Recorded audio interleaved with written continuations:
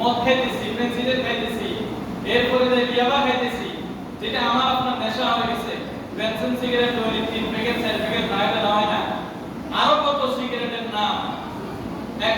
একটা সিগারেট খাওয়া শেষ হতে না হতে আরেকটা সিগারেট খাওয়া শুরু করে দিই, একটা সিগারেট শেষ হতে না হতে আরেকটা সিগারেট মুখে ধরা যায়।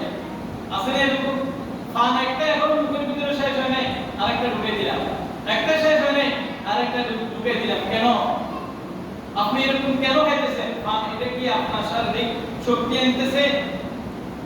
মানে কি আপনার পেটের খিদা দূর করতেছে?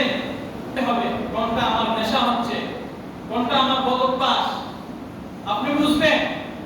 যেটা না খাইলে আপনার মাথা ঠিক থাকতেছে না, শরীরের অবস্থা ঠিক থাকতেছে না, ব্যতিক্রম হয়ে যেতেছে, এটা হলো নেশা। এটা কি নেশা? যেটা আপনি না খাইলে আপনার মাথা ঠিক থাকতেছে না, শরীরের স্বাভাবিক অবস্থা ঠিক দেখতেছে না, এটা খাইতেই হবে। এটা খাইলে আমার আপনার মাথা ঠিক হবে, এটা খাইলে আমার আপনার শরীরের জোশ ঠিক থাকবে। এটা কি নেশা? আর ভালো লাগে না, অশান্তি লাগে। এই যে অশান্তি লাগে কেন? তার নেশা উঠে গেছে, তার বেলা উঠে গেছে।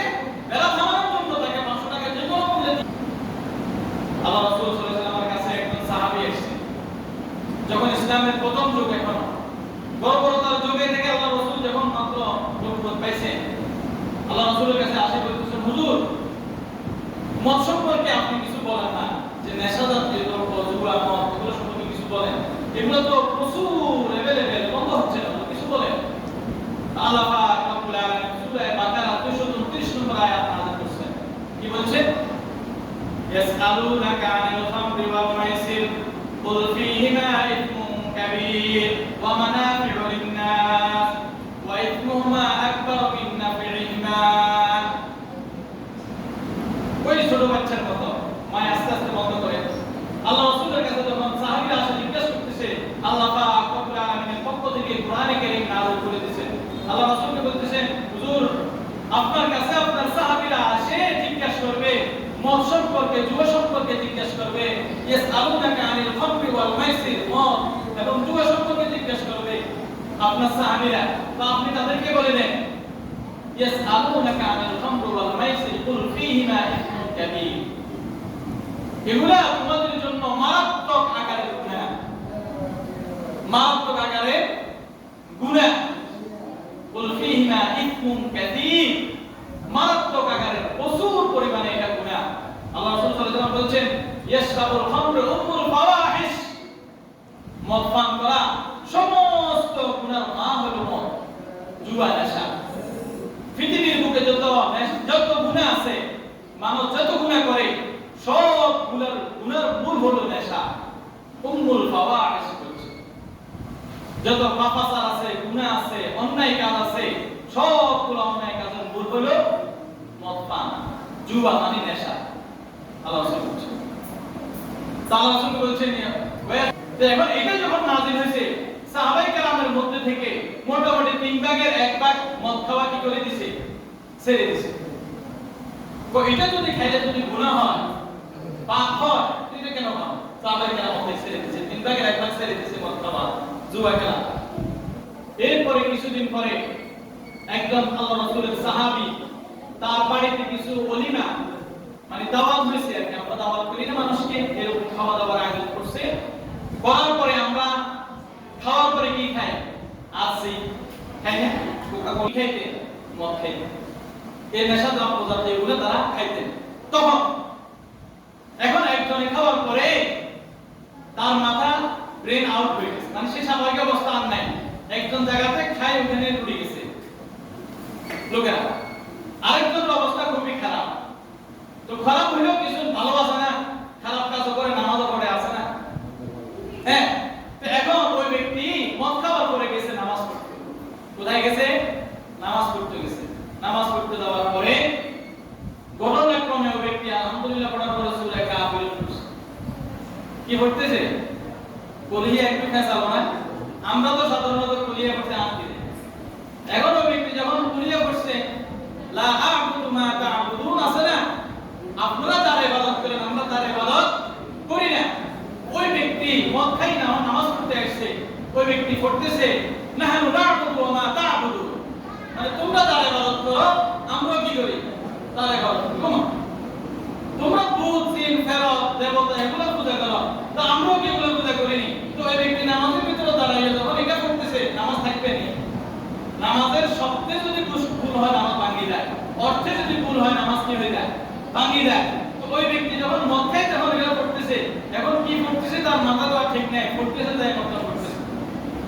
এখন এই অবস্থা রাসূল সাল্লাল্লাহু আলাইহি ওয়াসাল্লামের কাছে এই খবরটা গেছে যে হুজুর অমুক বাড়িতে তো একটা ওলিমা হয়েছিল, খাওয়ার পরে সাহাবায়ে কেরামের একজন একবারে বেহুশ হয়ে গেছে আর আমরা নামাজ পড়তে গেছিলাম একজনকে নামাজ পড়তে দিছি উনি তো এইভাবে এই ঘটনা। আল্লাহ পাক রব্বুল আলামিন সূরা নিসা 43 নম্বর আয়াত নাযিল করেছেন। কত নাম্বার? সূরা নিসা 43 নম্বর আয়াত নাযিল করে বলতেছে ইয়া আইয়ুহাল্লাযীনা আমানু লা তাকরাবুস সালাহ ওয়া আনতুম সুকারা।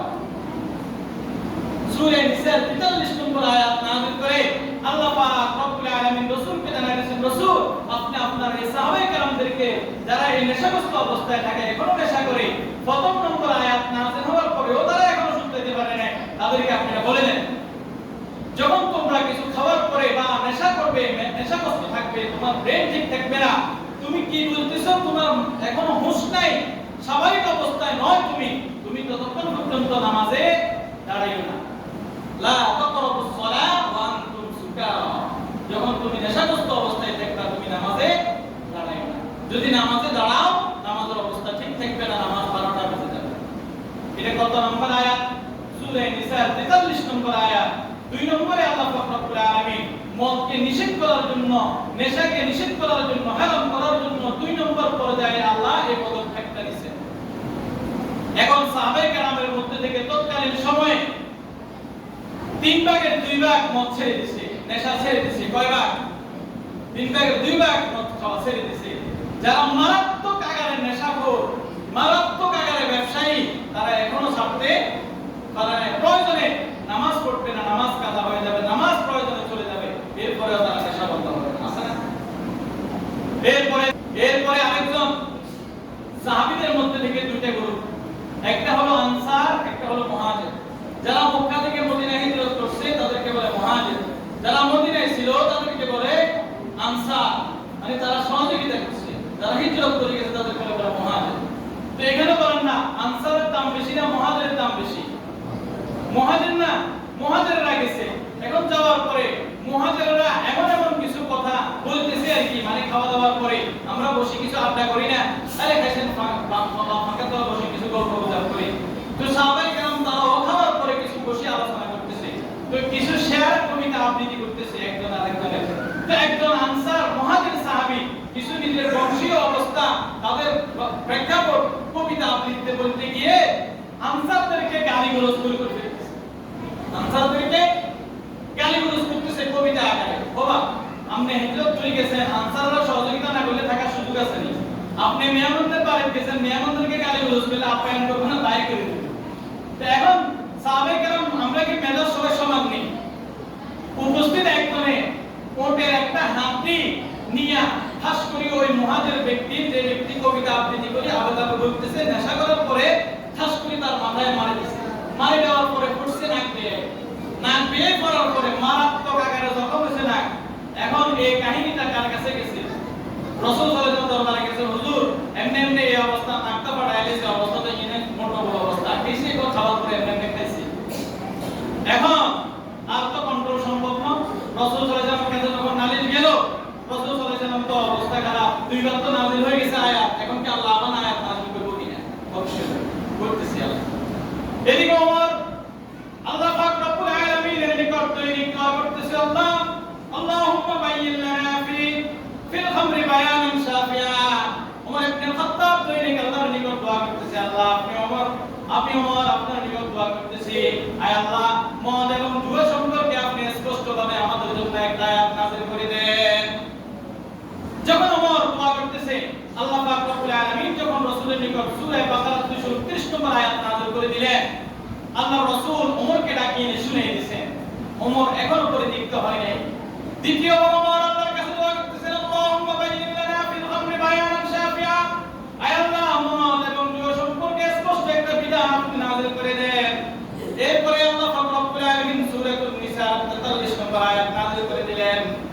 এরপরে ওমর এখনো ক্ষান্ত হন নাই, আল্লাহর কাছে আরো দোয়া করতেছে, আল্লাহ এখনো স্পষ্টভাবে মদ হারাম এবং জুয়া হারামের ব্যাপারে কোনো প্রমাণ আসে নাই, স্পষ্টভাবে মদ এবং জুয়াকে হারাম করে দেন।